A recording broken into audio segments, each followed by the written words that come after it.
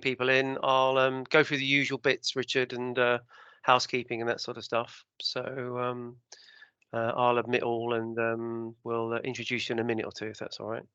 Do you want questions at the end, or just raise a hand as and when? What do you want? The presentation should take no more than 15 to 20 minutes. It's probably best to keep questions to the end so we get through it, and then we get good time to raise questions. Yeah, that's fine. Okay.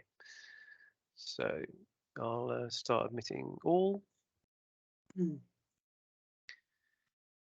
Good morning, Adrian. Hi, Steve.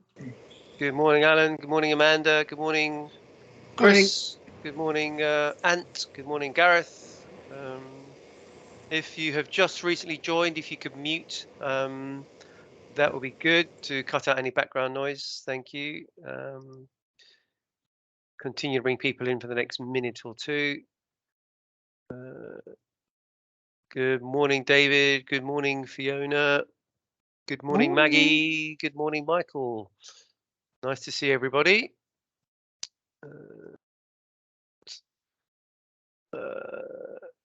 Good morning, Matt.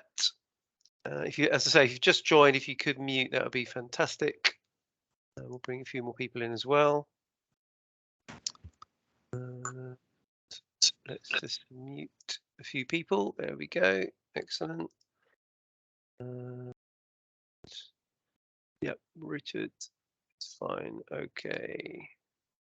Hang on. I'll just mute Matt on that one. More people coming in. So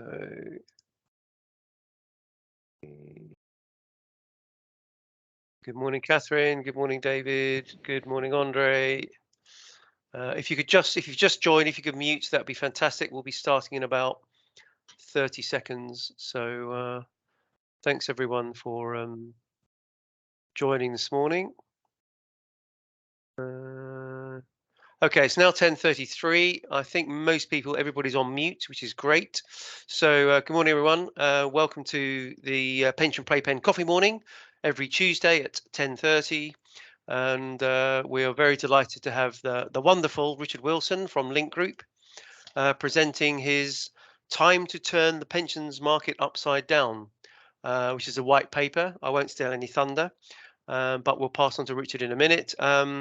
If you'd like to ask a question, then as usual on Pension Playpen, please raise a hand, or obviously you can enter any comment or questions in the chat, and I will monitor the lobby and ensure that everybody gets a good opportunity to come in and ask any questions they may have.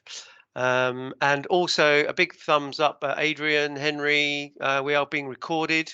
Gareth, so everybody's happy that we're being recorded, so we can post that on the site later on. I'll just mute a few recent joiners, and then we can start. So without further ado, I'll pass over to you, Richard.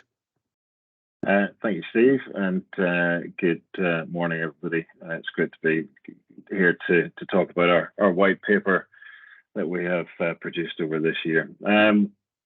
So why did we produce this paper? Well, I think we all agree that the Australian market is much talked about. There's hardly a conference goes by or a meeting goes by where it's not mentioned in some shape or form.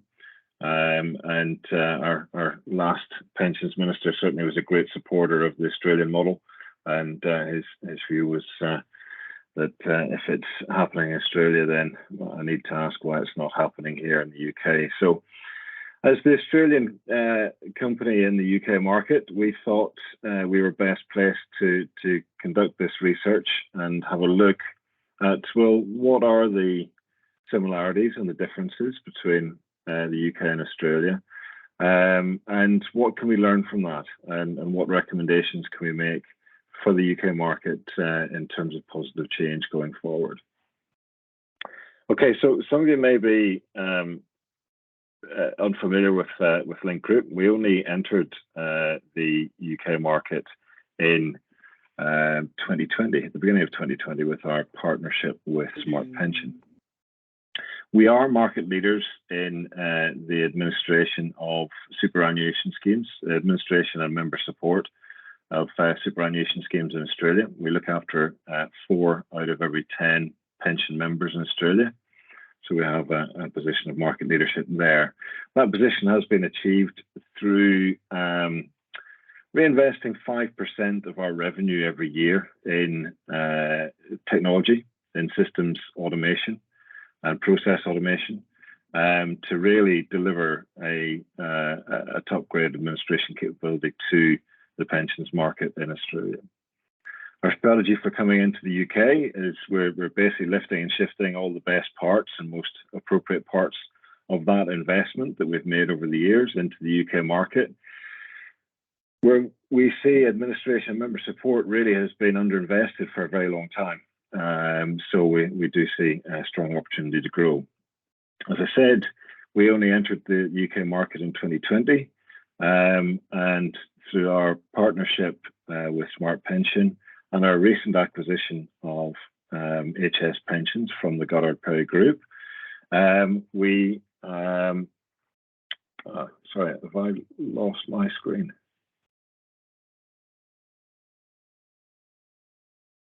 It's gone white at the moment, Richard. So there we go. Okay. Not sure what happened there.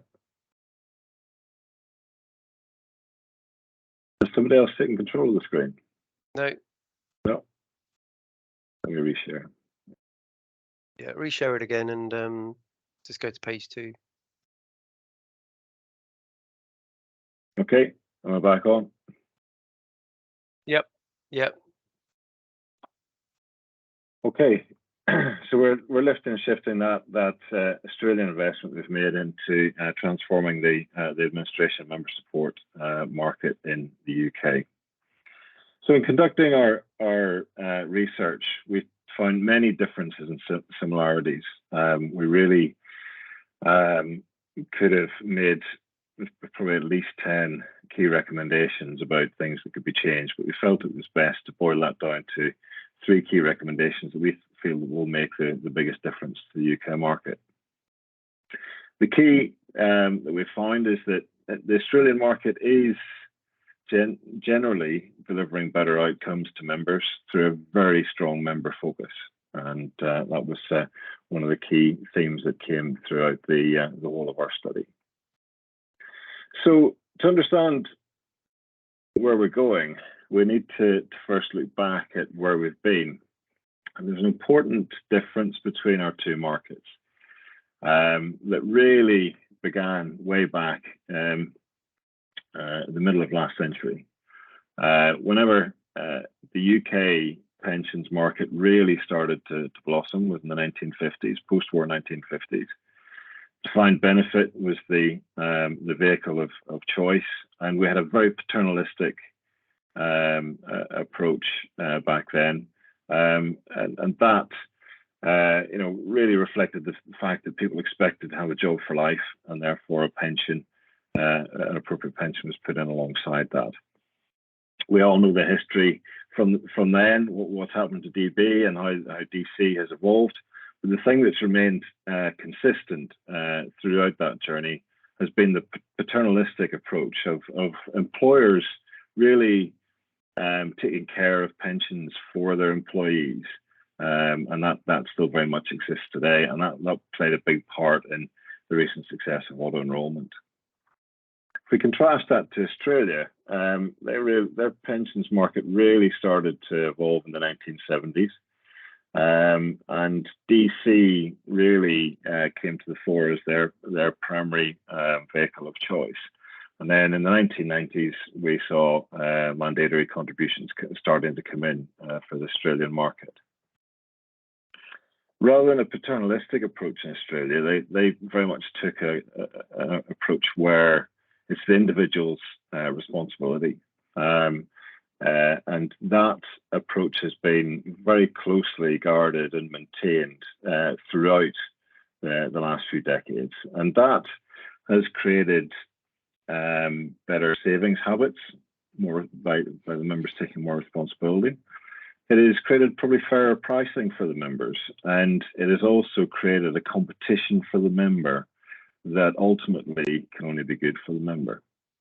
So the market really has created a laser focus on the member that I think the UK market isn't quite there with that yet.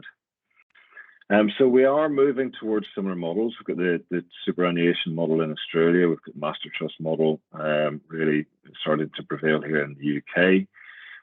But we've come from very different backgrounds, and that the key difference that we see in that evolution is really the culture of paternalism here in the UK versus personal responsibility in Australia. That's a very key element that we see throughout that history.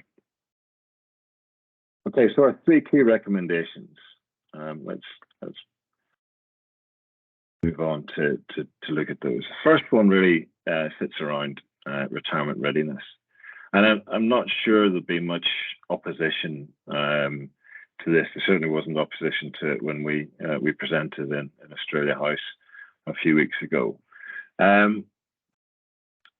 What we're saying, if we look at Australia, Australians have been saving into DC longer. They have higher levels of minimum contributions, and therefore no shock that they are retiring with larger funds. And those funds are spread across fewer pots as the Australians have taken steps to reduce the multi-pot issue that we share with them here in the UK. Add into that the recent introduction of the retirement income covenant, and that really is bringing more products to members at the point of retirement. It's now the responsibility of super funds to make decumulation products available, but also accompanying that with advice for the member as they approach that point of retirement. In the UK, auto enrollment has definitely been a success. You know, we have more people saving than ever before, and that's fantastic. However, we do have people retiring on lower funds on average, so adequacy is not quite as strong. We have a much higher volume of pots, so there's less clarity for members as they retire. And we still have an advice gap here in the UK. So advice is still very much the domain of high net worth individuals and not really available to the mass middle market, where it is needed at that point of retirement and that key decision that members are making. So we have an Australian population who is very comfortable at retirement. They're getting the advice, they have larger pots. And the UK population largely less comfortable and confident as they get to retirement on lower pots and not much clarity or advice available. So our recommendation here is one that I know that has been voiced before, but we want to add our voice to that. It is that the government should be moving now to increase the levels of minimum contributions through auto enrollment. And we also recommend that we should watch very closely what happens with the retirement income covenant. Certainly, early signs are that there's a very strong take-up of the advice that's been made available in Australia. And we need to see how strong the take-up will be of the products that have been made available to the super fund members as well. But the key thing here is we need to get the UK population saving more. I think there's general agreement around the market on that. Now, we are very conscious of the fact that we're right in the middle of a cost of living crisis today. And so, you know, that increase in minimum contributions should be carefully thought through. It should be stepped and it should be brought in at a time where the cost of living crisis hopefully is on the wane, and we are not experiencing so many difficulties across the population. So that's recommendation one. recommendation 2 really centres around members' choice. So as I said already, auto enrolment has been a success. It's got more people saving than ever before, but it has really highlighted the shortcomings of that paternalistic employer decides model. That model is creating an issue in terms of multiple pots. So a member having to start a new pot every time they move employers is not helpful. It's reducing clarity, and that paternalism that creates a culture really of my employer sorts that out for me, therefore I don't need to worry about it.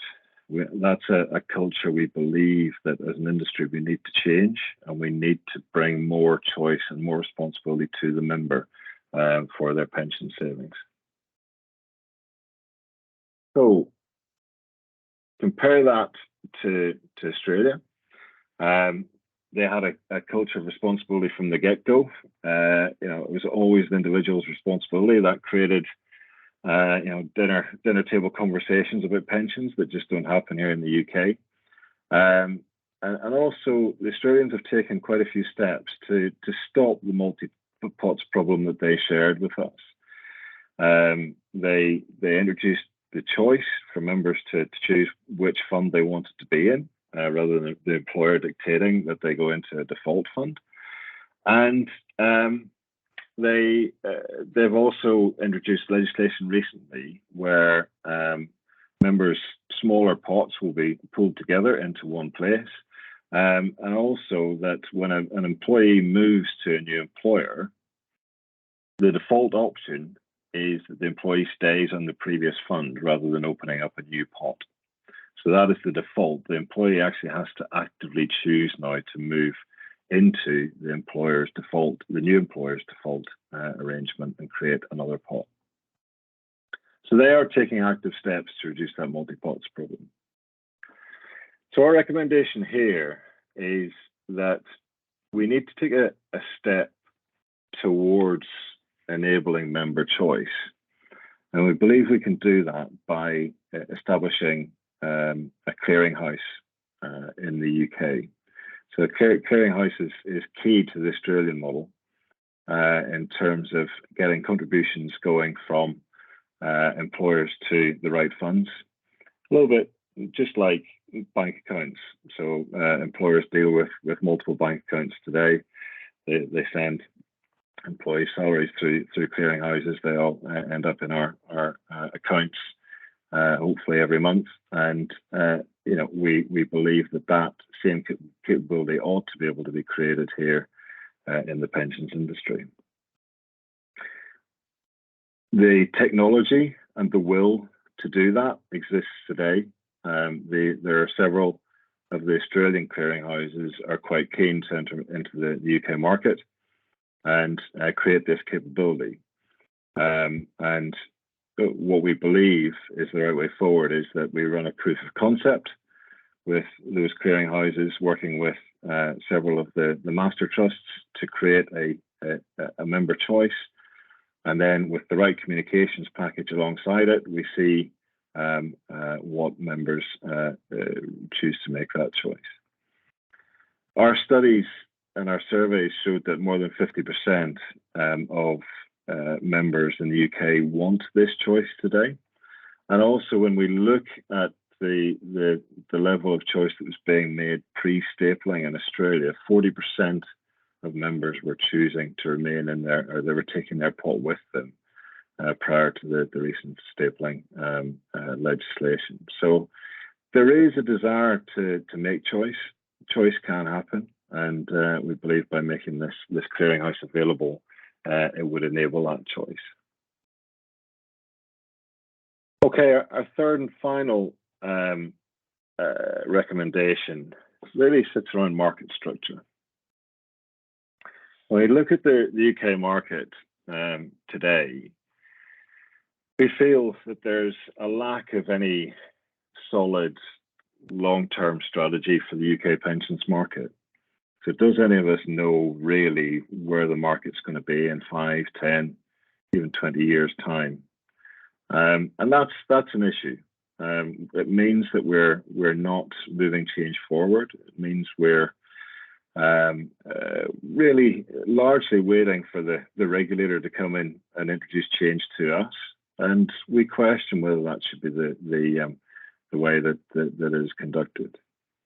But who is responsible for the long-term strategy of the UK pensions market? Is it the pensions minister?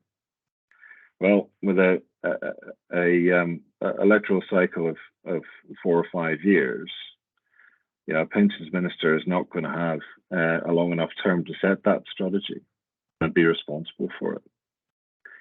Is it the regulator and the DWP? Probably yes. They absolutely should be central to this. But I think it should be a lot more driven by us, the market. But when we look at our market today, we've got too many voices coming from too many bodies with too many agendas. And that creates confusion and really doesn't create a clear future-focused strategy for our industry today. When we look at Australia, there are several bodies in Australia, but probably the largest of the bodies now is ASFA, which is the Australian Superannuation Funds Association. Now they have representation. They've got stakeholders from all parts of the industry, and they work hand in hand with the Australian regulator and the Australian government to create policy and strategy, and largely that works effectively. That ASFA model, we believe, could be used as a blueprint for us here in the UK.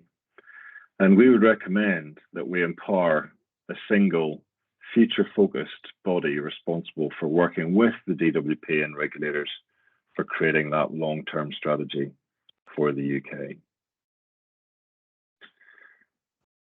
So those are the 3 key recommendations that we've come out with. We do feel change is needed in the market. It is needed now. It's not too late for most. And it's time, we believe, that we give more empowerment to the members of our pension schemes. Okay, so I'll close there and see what questions we have from the group. Well, first of all, Richard, thank you very much for that presentation. It's very powerful and very wide-ranging. Hand raised from, I think Henry was first, but Adrian was second. So shall we go for Adrian? Oh, thank you, Steve. We'll make Henry wait a moment. Henry's always worth waiting for. Then he's always save the best till last. Yeah, right, yeah. Yeah, Richard, I'm keen to know more about Australian banks, because you said in your presentation we could do it just like bank accounts. Now, over here in the UK, the banks are awful. My bank has closed its branch in Cheam. They've also closed New Malden, and they've also closed Worcester Park. So I now have to go to Banstead, but they've got reduced hours in the Banstead branch, which I suspect will close soon anyway. So the relationship with them is awful. I've just logged on because they've got a halfway decent system and realised that I'm only being paid 0.5% interest by my bank. So my bank account is really awful and frankly don't care one toss about me. Whereas my employer-sponsored pension scheme, the employer comes out and talks to the staff about what do we think about it.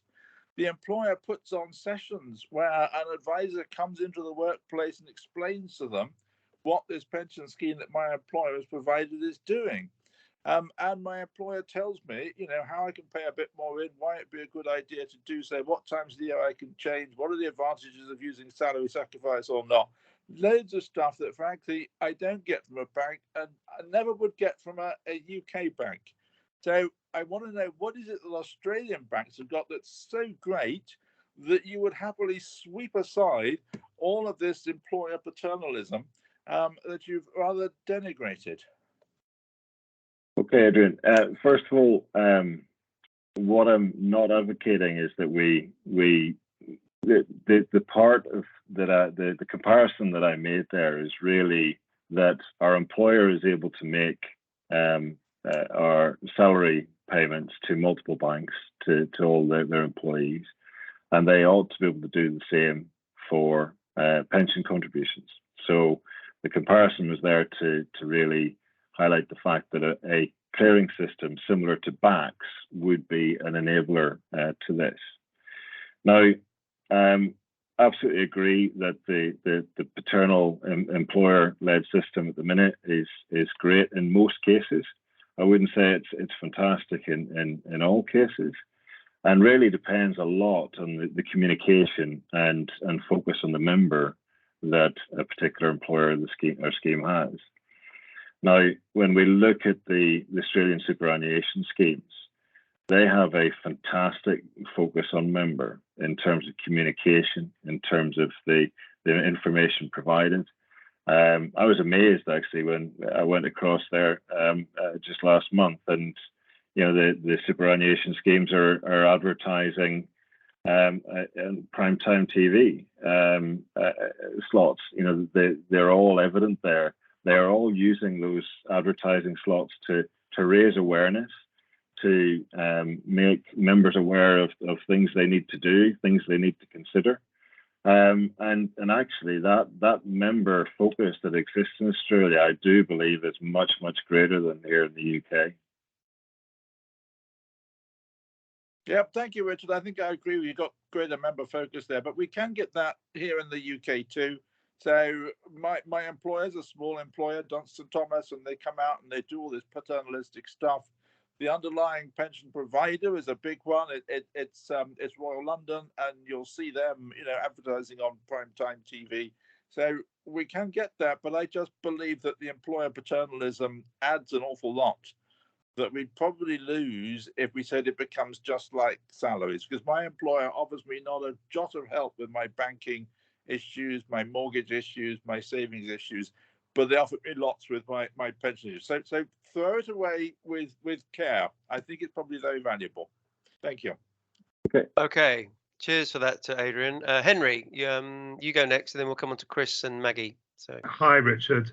Yeah, I'm surprised that you didn't get more pushback at your events. If I'd been there, you'd certainly got some from me. On a couple of things. First of all, mandatory contributions. If you're recommending that for the UK, then I would strongly recommend you look at just how valuable people see the right to opt out of pensions as being. It's an expensive feature to administer auto enrolments, but it's had tremendous results in terms of getting people comfortable that even if they're in, they could be out. So behaviorally speaking, I think we got the right model, and I push back against compulsion. The second thing is, I am really pleased that if I go to a dinner party in the UK, I do not have to talk about pensions, because frankly, any dinner party which requires me to talk about pensions is a dinner party I'd rather not go to. So engagement, yes, but in the right place. And I'm very much with what Adrian's saying as well, that actually the employer plays a really important part, and historically has done. It's part of our culture. The one thing that I would strongly agree with you on, though, is that Australia has really captured the imagination of its pension-paying public in a way we haven't, and they're pushing hard for things like advice and so on. Is a lesson for us, but they actually see the need for help. I'd be interested in hearing more from you, and this is my question. Do you think this retirement income covenant, which you're embarking upon, is going to be a success in terms of pushing up advice, or is it going to be a success in introducing new products, or is it a combination of the two? Is it a non-advised, is it an advised way of doing things? Should we be looking to the product to do the heavy lifting, or the advice, or both? I certainly think on that question, Henry, it's an element of both that we're looking for. But if I was to prioritise one over the other, I think we have a real need for more advice here in the UK. Advice, stroke guidance, whatever it's classed as in the current review. But the fact that we have people reaching retirement, the vast majority of people reaching retirement in the UK at the moment, making probably one of the largest financial decisions of their lives, and that not being supported and advised or guided is I think a real issue for our market. And so the Australians have made more advice and guidance available by taking a different approach. They have really embraced technology, but technology combined with telephone-based advice, so that individuals can be better informed when they get to retirement. In terms of the products, we need to be careful, I think, that we don't create too much confusion. But we've got to make sure we're focused on really high quality products for the member, to make sure that the funds that they've saved go as far as possible. And finally, just would really like to stress, we are not advocating that the employer gets cut out of pensions altogether. The employer absolutely plays an important role here and should continue to do so. What we're talking about introducing is just more choice for the member, for them to take a pot with them, for them to not generate more pots and less clarity, which is the case today when members move from employer to employer. Okay, Richard, thank you. Questions are coming in thick and fast. Chris, you're second on the list. Chris Bumford, do you want to ask your question of Richard? Thanks very much. Yeah, it's related to sort of some of the answers that came back, but I mean, the statistics on the number of Australians understanding their pension were quite amazing, to be honest. And having tried to get pensioners to understand their pensions, I thought was phenomenal. And I appreciate what you were saying about advertising, answering some of the questions and things like that. But I mean, we have tried that in this country. It just doesn't seem to get through. I wondered whether there was a certain point where that changed, that engagement changed, or anything you could identify. I mean, I know you were talking about the dinner table conversations, but was there a particular feature or the technology involved that got those started, or is it hard to kind of identify? There's no one silver bullet here, I'm afraid, Chris. I mean, but the thing that we really saw throughout the study was it's a cultural difference, and that culture of responsibility that exists in Australia and is less prevalent here in the UK, we see is key, and that's something. Culture is something that's difficult to change, but can be changed over time, and that's why we're pushing for some change now. And it needs to be a step change. There need to be a lot of different things are done well to get members much more engaged in their pensions going forward. But we were encouraged by the research we did here in the UK that members generally want to take more responsibility, and they still feel they understand their pensions, but there's still a strong feeling that their providers are not being clear about what they can do, what they can change, what choice they have, or indeed making any sort of communication available at all about that. Some of our providers are still quite lacking in that space. It's improving, but we need to keep giving members the ability to make more and better choices by being better informed. Cool. Okay. Thanks very much. Thanks for that, Richard, and thanks for the question. Maggie, do you want to ask your question? Yeah, thank you, Richard. From what I've heard in the last few months when we've been talking at AMNT about Australian schemes, is it right that supers all have member trustees, or whatever phrase you give it? And is this part of how you empower members? The superannuation schemes do have trustee boards, and they. But what I would say is what really empowers the member is that those superannuation schemes, all aspects of it, whether it be trustee boards or the sponsors of those funds, they're all focused solely on the member. and everything they do is about the member. Now, the employer is there to facilitate contributions, but everything that they do and all communications that they write to members are focused on the members. And but are members represented on the boards? They are, yes. Yes, that's what I was meaning. Yeah. Yeah, they are, yes. Although I gather that obviously there was a lot more training and qualification involved to do it for everybody. Yep. Okay, Maggie, thank you very much. Nick Guest. I'm not sure what Nick Guest, which Nick that is, but if Nick Guest would like to unmute and ask a question, so. Hello, Steve. Sorry, I don't know why it says that. Thank you very much, by the way. It's very interesting, interesting discussion. So, Richard, I wanted to pick you up on one thing, and this is a sort of a research-oriented question along the lines of, you know, don't observe what people say, but what they do. So you mentioned there was this 1 in 2 people prefer to choose their own scheme. Last week, I was on a call with the CIO of Nest, which is the UK's biggest scheme, I think. And he said to me 99% of their members are in a default. So they're actively not choosing. And so I'm really curious about this. You know, when you ask somebody, do you want to choose where you're going to put your pension? Their answer may well be, yes, of course I do. But what they actually are doing is not that. So I'm really curious as to what that research was. So that's a really good point, and thanks for that. So when we did our study in the UK, yes, 1 in 2 people said they would like to choose their scheme. Now, what we were talking about is whether they want to be in the employer's default scheme, or they get to choose a scheme that they know and they like.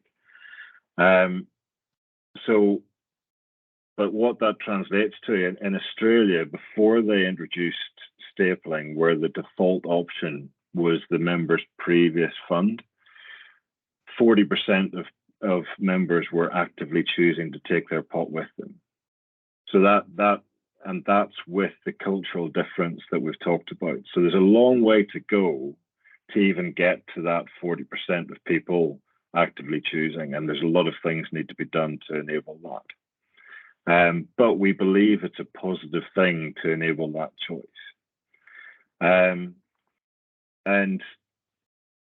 the other thing is, when we're talking about default funds, you know, I think you're talking about the 99% of members are in the default investment fund.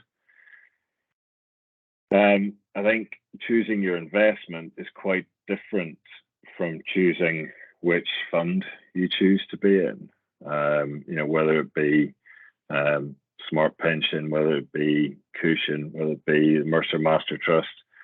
But actually then getting down to the detail of understanding investments sufficiently to make your own choices. I think those are 2 very different things in terms of complexity. Okay, so that's a really important point. So actually your thing was asking them, do they want to choose their pension provider, if I use it? Yeah. Okay, yeah. That makes a lot of sense. Thank you, Richard. Okay, thank you. Alan Chaplin, if you got a question, I think, Alan.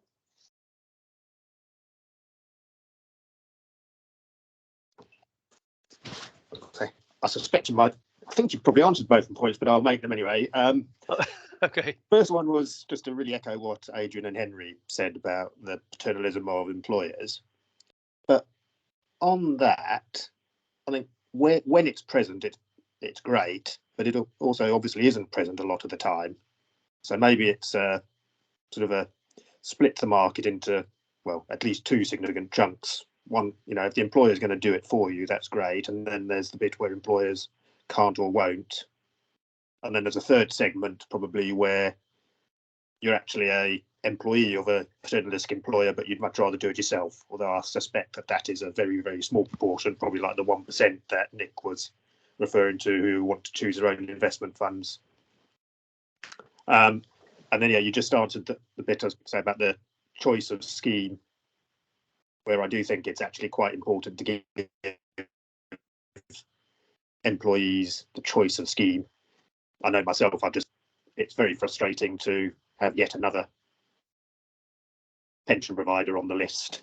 That's when why on earth on the form when I joined the employer I couldn't just put down one of my previous pension providers and have that just work the same way they pay my salary into my existing bank, not the bank chosen by my employer. Yeah, so be interested to know what your thoughts are on whether you split the market up into those sort of 2 or 3 segments rather than think it's all one way or the other. Yeah, I think that there's lots of ways to cut it on, but I think you've expressed it quite well. You know, there are employers who want to do this for their employees. I think that is slowly decreasing, and to the group of employers who do it because they have to. You know, auto enrollment has introduced that for many employers, and that's a necessity. You know, we have to have that there, and you know that if we can somehow move that position, that needle from the members thinking, well, it's all right, my employer does that for me, to, well, actually, I need to take a bit more responsibility for this myself, and I can take more responsibility for this myself, then that will be a successful move, we believe. Okay, thanks for that, Richard. Gareth Morgan, you're next, I think, on the list. So. Thanks. Yeah, I mean, my understanding is that Australia does not have the equivalent of a state pension. It has a means-tested kind of support scheme more equivalent to pension credit, I guess, in the UK. So is that the reason why people take more interest in their kind of super schemes rather than relying on the kind of, you know, a set kind of support scheme from the state? You know, does that spur the interest, do you think? That would certainly be a factor, but as you quite rightly said, that state scheme is really a fallback option rather than a primary option. So that, you know, the everything that's communicated in the pensions market is primarily focused on superannuation schemes and the need to be a member of one and to be actively involved in one, actively saving, and indeed, you know, as long as you're in employment, then you will be a member of one because contributions are mandatory. The state scheme in Australia is really there to help those in very difficult circumstances. So it's a minimum fallback position rather than something that individuals can rely on. So it's generally not considered as part of the wider pension structure as it might be here in the UK. Okay, Richard, thanks for that. Does that answer your question, Gareth? Good. Okay. Thank you, Gareth. Mark Ormston, you might mention annuities, maybe, Mark. I don't know, but go on. I wasn't going to, but thank you anyway. Thanks, Richard. It's really good. I'm just looking at obviously your final slide here. Change is needed. It's needed now. It's not too late. And I wonder if it is a little bit too late for a certain generation. I half wonder whether actually we've sort of decided that we're going to go through a bit of generation of harm with auto enrolment, and they're not going to potentially have the best outcomes. Then all of a sudden we're going to spring into action. I wonder if it is just a fraction too late for some, or maybe I'm being overly pessimistic. I think I agree with some of your earlier comments about auto enrolment, and it's been highly successful. However, I wonder if we're falling down with expectation, and that doesn't happen in Australia because the pot sizes, as you've said, are so much larger. You know, they're over 100,000 comfortably as an average. Do we have an expectation problem? Because we say put in minimum contribution, but not many people then translate that into a minimum retirement. So is that an area that we need to focus on, or am I being too negative? It's certainly one of the problems we need to face, Mark. And yes, undoubtedly there will be a generation who are reaching retirement and are reaching retirement at the minute without adequate funds, and they will have to rely on largely on state pension, which is not a great position to be in.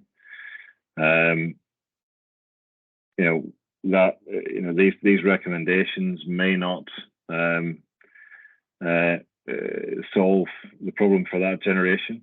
That's quite a difficult problem to solve, but we believe that it's our responsibility to make sure that we are solving for future generations who are coming to retirement, and making sure that they are coming to retirement aware of how much they have saved, aware of how, where it's saved if it's across multiple pots, and aware of the choices that they have when they get to retirement about what products that they can use, and ideally through an advised journey. Lovely, thank you. Cheers, Richard. Thanks for your question, Mark. David Stuff, if you could unmute and ask a question, that'd be great.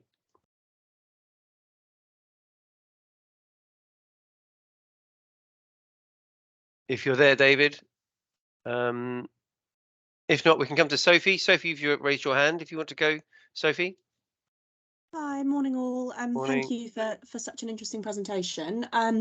My question is kind of around ESG. I mean, there's increasing evidence that some individuals are really motivated to kind of take actions and adjust lifestyles in a way that has a positive societal environmental impact. So, the ESG factors are beginning to not just be critical for trustees or investors, but even at that individual level. And my question is, do you think ESG plays a factor in member engagement in the Australian market? And do you see that as a potential route within the UK market that could kind of prompt people to engage more actively with their retirement plans? Hi, Sophie.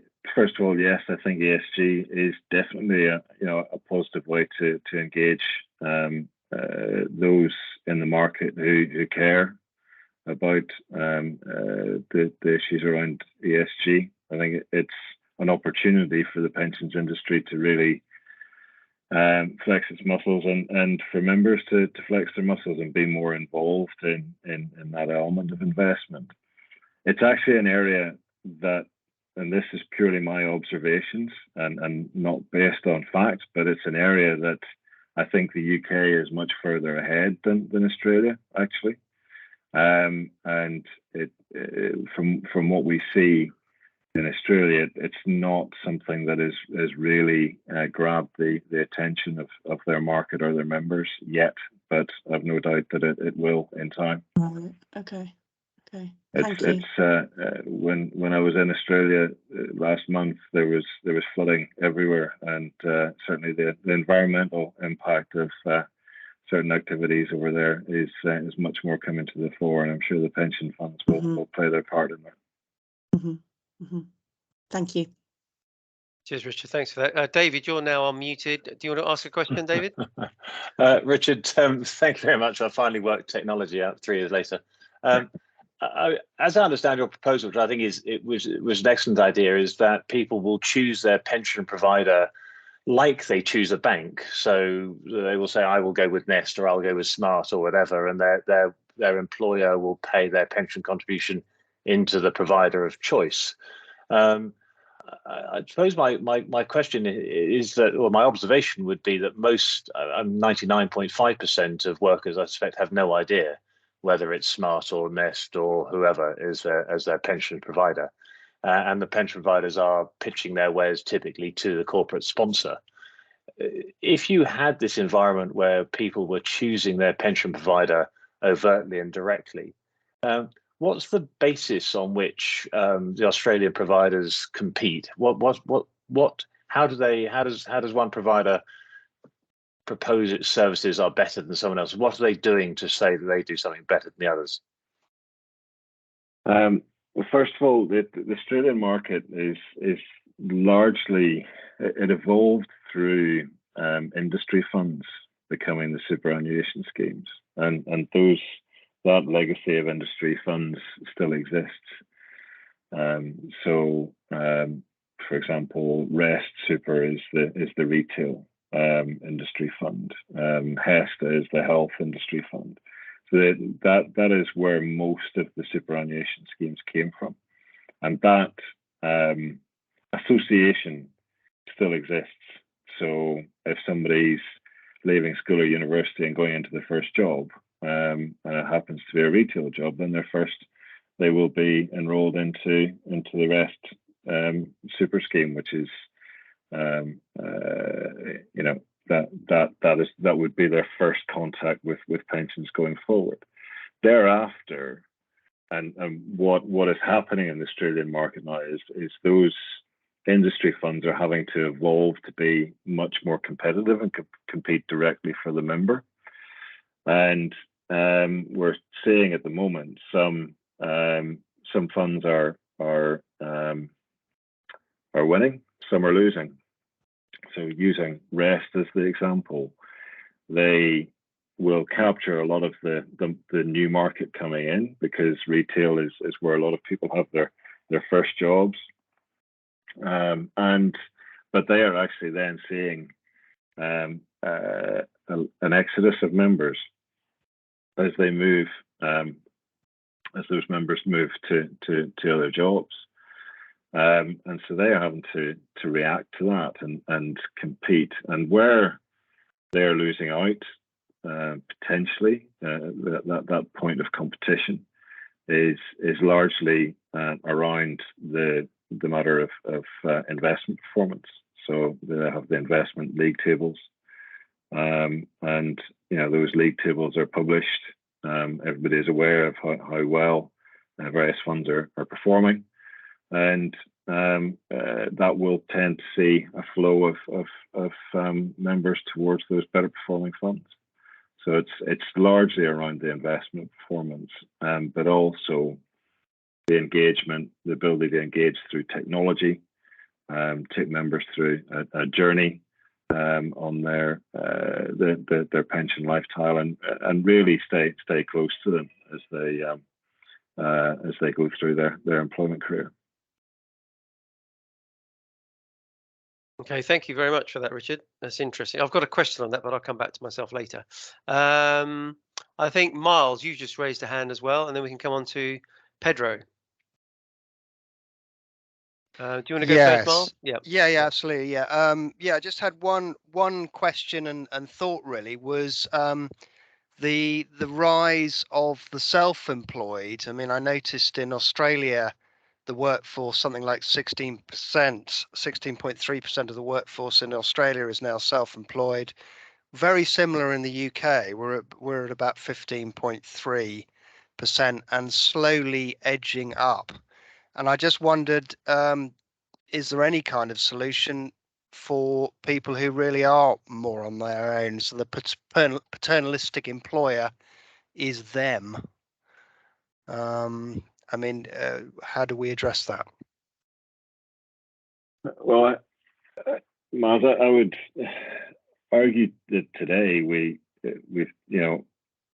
say we've got a workplace focused industry, yet the vast majority of the members of most of the funds today are deferred members, and that essentially makes them individuals engaging with that fund. So you could argue that many of the pension funds today have retail options, and therefore, why do we make it difficult for those people who are self-employed to be members of workplace funds? So I think that introducing choice and the ability to make more choice here in the UK would introduce more opportunity and more choice for those people who are embarking on a self-employed career. Well, thank you. Interesting. Okay, Richard, thank you. Pedro, do you want to ask your question? Good morning. Thank you very much. Thank you, Richard, for your excellent presentation. My question is, how competitive do you reckon the Australian market is compared to the UK market in order to transfer pots? When members become engaged and informed and they want to transfer their pots using pension freedom before retirement, how costly it is, how long it takes to complete, what's the state of the pensions providers in order to make it competitive, so that the outcomes are not penalized by transferring their pot in order to access some of it before retirement age. So just to understand your question, Pedro, are you asking how does the Australian market compare in terms of ease of transferring a pot compared to the UK? Is that your question? And costs and costs as well. You know, so that a lot of hard-earned money is preserved rather than taken by the providers. Yeah. So first of all, I don't believe, I would need to double check this, but I don't believe there are any additional costs applied to pension pots through transferring in Australia. In terms of ease of transfer, that is an area where I believe they're probably ahead of the UK, and transfer times and processes are much slicker and quicker than we have here in the UK today. So it's an area definitely in the UK that we can improve. And you know, as members, if we give members the choice of taking their pot with them, then they should not have to transfer as much as they do today. I mean, that's one of the reasons why we're making this recommendation. Okay, Richard, thanks for that. I have a question, which is, well, first one's to do with your previous, I think David mentioned it, was to do with if you have a selection of providers, and I've got 1,000 staff, you know, I think the Australian model is good as far as there's only 5 or 6 providers. But if you include master trust, group personal pensions, SIP providers, personal pension providers, you've probably got 30 plus providers. So every month, I, as an employer with 1,000 staff, could be whizzing that contribution to 30 plus providers. So is the idea a clearinghouse to say, well, we'll do that all for you, Mr. Employer? Is that the idea of the clearinghouse? Or, you know, if 800 choose a provider and 200 don't, there'll still be a default? What's the model there? What do you see that? You know, let's wind the clock forward 3 or 5 years and some of this happens. How does that model work? So first of all, the employer would still need to have a default in place. The employer still needs to choose a scheme under this model, because obviously they've got new people coming into the workforce, so people leaving school, leaving university, coming into the pensions arena for the first time in their lives. They need an option, so the employer has to have an option at least for that. So the employer would still have a default scheme available. And new employees coming from a former employer could choose to go into that default scheme if they think it's better, or stay in the scheme that they were in previously if they think their previous employer had a better scheme. So that is the idea behind the model. The clearinghouse is, as you say, basically they take on the movement of the contributions from the employer to the various funds, just as BACS does with our salaries every month. You know, the employer sends their payment files to BACS, and it all reaches our individual bank accounts. That's exactly how it works with Australia. In terms of the providers, yes, there are more pension providers than there are banks in general, but that volume issue shouldn't create an issue. In Australia, it's operating. There are quite a number more super funds in Australia than there are master trusts here in the UK. UK still has more pension schemes overall. But in terms of the super funds, they have more super funds than we have master trusts. So there is a high volume model already in place in terms of providers, and that's working effectively. So and those clearinghouse providers, they are keen to make an entry to the UK market for obvious reasons. There's a growth opportunity for them, and you know, they believe they've got the technology and the capability to make it happen. If we can create a proof of concept with a few friendly funds, a few friendly employers to see if we can make it work here in the UK. Then we can seek to roll that out much more widely across the market. Okay, fine. One final question, which would probably last an hour. You mentioned advice, and I think that's a big problem in the UK, because you've got people who can pay, people that may pay, and people that won't pay. That is a huge issue, which could really take another hour, I guess. But to do that, I think you're going to have to lobby the FCA, because I think at the moment a lot of advice is MiFID based and therefore holistic. So, you know, there needs to be some sort of lobbying of the FCA to try and change or even dilute, I know it's the wrong word, but dilute advice, because, you know, there is a holistic point to bear in mind. Do you think diluted advice is better, and that's why more people are affording advice and paying for advice in Australia as opposed to the UK model? Well, first of all, in Australia, the advice, the base level of advice in the Australian market is now paid for by the superannuation schemes. So, right. So from the provider themselves. So right. The providers are paying for that base level of advice. If an individual has more complex circumstances and needs a greater level of advice, then they will need to pay for it. But that base level is funded. Definitely agree with you that there's an advice gap here in the UK. Our advice industry has been, up to this point, very focused on the high net worth element of the UK population. That's where the money is. That's where they get to ply their trade on complex financial circumstances. That's what financial advisors like to do. But equally, there's a market for a different type of advice that I don't believe that the mass middle market needs that level of complexity and therefore that level of cost against the advice that they need. And I do agree with you that the FCA needs to be involved. They are already looking at sort of definitions of guidance and advice and what qualifies in those various buckets. And you know, if we can marry that with a much more simplified approach to advice that enables members to look at their circumstances as they approach retirement and make the right decisions for them, then that's got to be a good thing. And I think that has to be able to be done using technology, a combination of technology and telephone.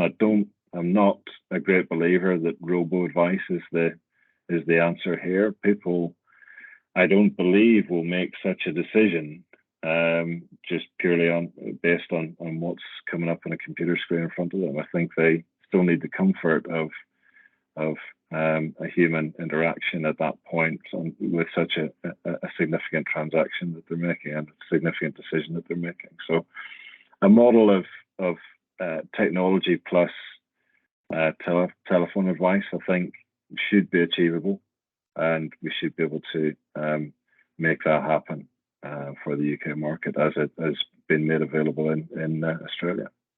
Yeah, fantastic. Okay, well, yeah, that's for further discussion, I think. Matt Bithell, you've just said you can download the white paper from the Link Group marketing.co.uk website. So if anybody wants to have a quick look at that link, or if anybody wants the link, Richard, presumably you're happy for me to send that link out to anybody that wants it to download the paper. Yeah, would that be all right? Yeah, absolutely, yes. Brilliant. Okay. Well, we've just gone over the hour limit, but thank you very much, Richard. That was a fantastic presentation, very thought-provoking, and you know, we wish you success with the white paper and hope you get lots of feedback. There's a lot of work to be done, and all of us in the pensions industry need to listen and open our ears and try and make change. Because as I think the biggest issue is the gap between providers and consumers needs to be filled, and it might take, as Mark says, it might take a generation, sadly, but you know, we've got to make change. So I really appreciate your powerful thoughts and a powerful paper. So I really appreciate that. Thank you, Steve. And thanks everybody for your questions. Yeah, thanks for everybody's input. That's fantastic. Next week, we've got an investment update from Ruffer. Ruffer Investments are doing some investment updates. So if you'd like to join that, that would be great. As a reminder, we have a Christmas party drinks at the Albion Ludgate Circus on the 19th, on Monday. I know Richard's going to be there because there's beer.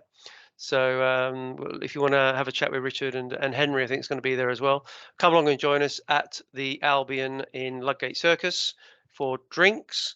And as we usually say, let's pray for peace in the East. And if you like Playpen, please join. If you are already a member, then please invite friends via the Invite Friends tab. So we really appreciate everybody's input and for your time this morning. And have an enjoyable rest of the day. And we'll see you at the next event with Ruffer next week. And thanks again, Richard, for a great presentation. All right. Cheers. Thanks. Thanks, everybody. Cheers. Bye.